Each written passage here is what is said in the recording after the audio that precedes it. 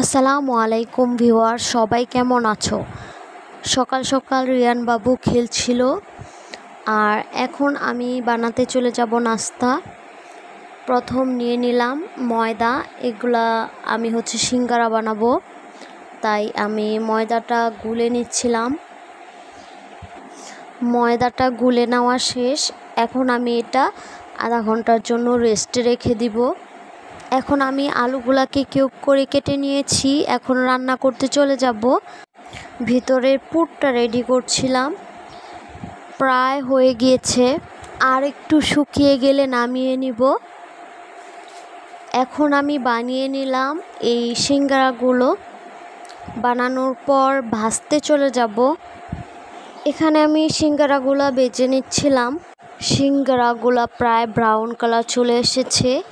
আর এখানে আমি পাতলা পাতলা করে কিছু বেজে নিচ্ছিলাম। এগুলো রিয়ান বাবুর জন্য। সিঙ্গারাগুলা ভাজা প্রায় শেষ। এখন আমরা সবাই মিলে এনজয় করে খাবো। এদিকে রিহান বাবু ইয়াম ইয়াম করছিল, তাকেও একটা দিয়ে দিলাম। আর এদিকে আমি সিঙ্গারাটা ভালোভাবে দেখাচ্ছিলাম। সিঙ্গারাটা খুবই মজার ছিল।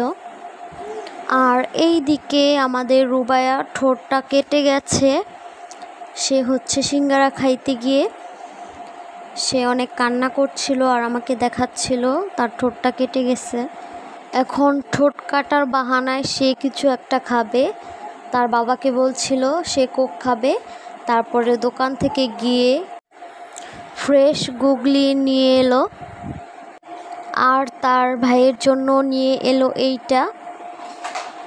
আর রিহান এদিকে আমার হাত থেকে সে কেড়ে তারটা নিয়ে চলে গেল।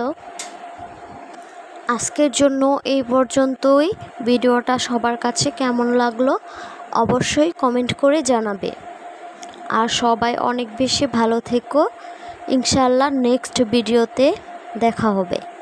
আজকের জন্য আল্লাহ হাফেজ।